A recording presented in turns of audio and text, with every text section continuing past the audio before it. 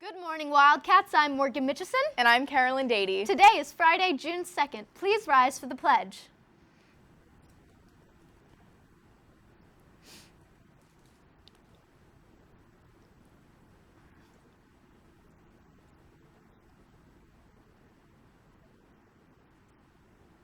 A moment of silence. Please be seated. June 5th, sophomores and juniors are to meet in the auditorium during Power Block after the 5-minute freeze to meet with Mr. Bodwell and Mrs. Page. Attention all students interested in playing a fall sport. Sign-up meetings will take place during Power Block on Tuesday. Football will meet in the gym, field hockey will meet in the gym, cheerleading will meet in the gym, and golf will meet in the gym. Boys and girls soccer will meet in the cafeteria. Boys and girls cross country will meet in the auditorium. All student athletes coming to the cross-country meeting should bring their Chromebooks with them. A big thank you goes out to all those who helped make our soccer fundraise for the refugee camps a success.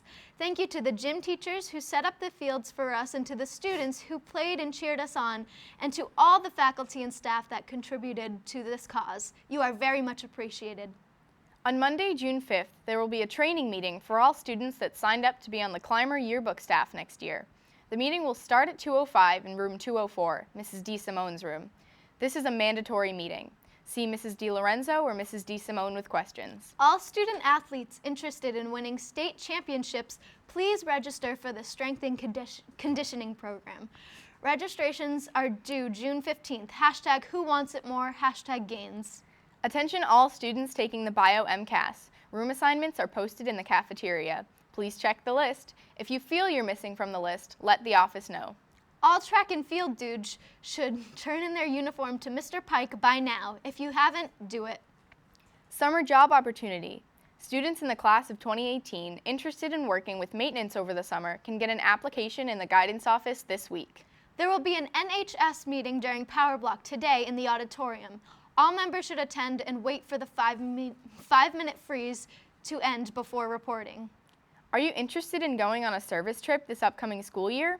Any students or teachers that think they may want to go, please sign up on the form in the office as soon as possible so we can get a head count. More details are to come. Members of the girls' tennis team are reminded to return their uniforms ASAP to Mrs. Graziano in room 218. Yearbooks are for sale for $65. We have a limited amount this year, so if you're interested, see Mrs. Graziano in 218. Attention all students who plan on taking an AP course next year. There will be an AP night for you and your parents on Wednesday, June 7th at 5:30 at the Middle Senior High School. Please plan on attending to learn more about your classes next year. Attention all members of the Spanish Honor Society. Our last meeting of the year will be on Wednesday, June 7th at 7:10 in room 114. We will be discussing our plans for next year and voting on officers, so please bring your Chromebooks with you to the meeting.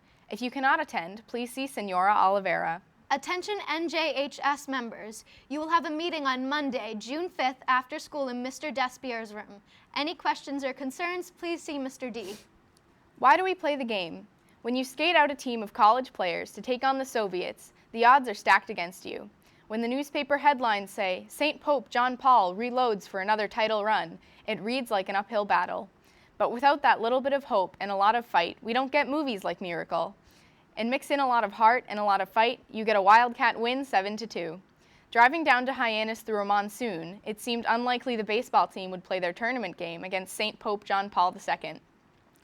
But as the team bus crossed the Bourne Bridge, the weather let up. There was that little bit of hope. A team that has won the last 3 state championships is not supposed to lose to the last seed in the bracket in the first game of the tournament.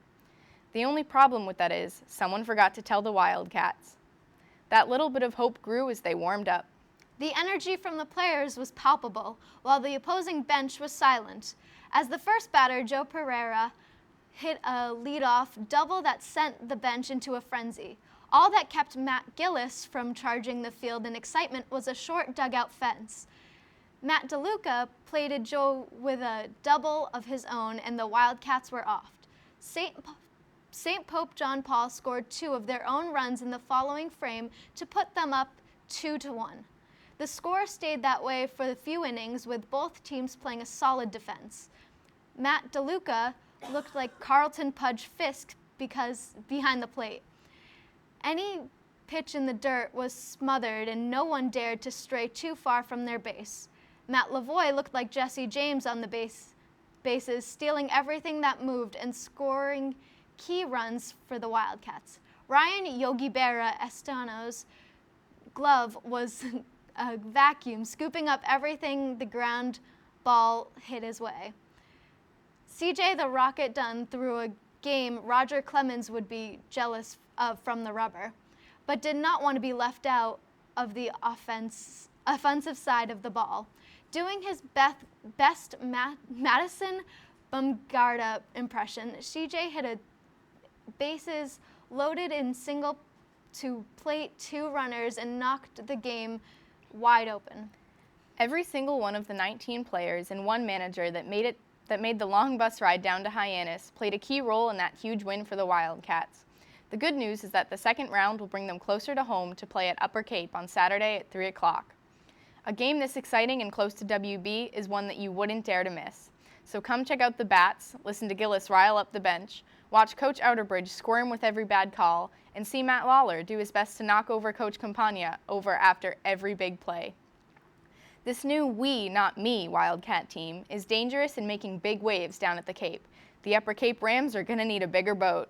The Wildcat Cafe is serving a variety of original pizza at lunch today, along with nachos, chicken parm subs, and a variety of grab-and-go wraps and salads. Assorted breakfast sandwiches and pretzel nuggets are available at break. And finally, a happy birthday to Gianna Licciardi and Paige McGettrick. And a happy birthday this weekend to Megan Bonarigo, Stephanie Brodel, and Tyler Stone. That's all for the announcements today. On behalf of Carolyn, myself, and the morning crew, have a great day.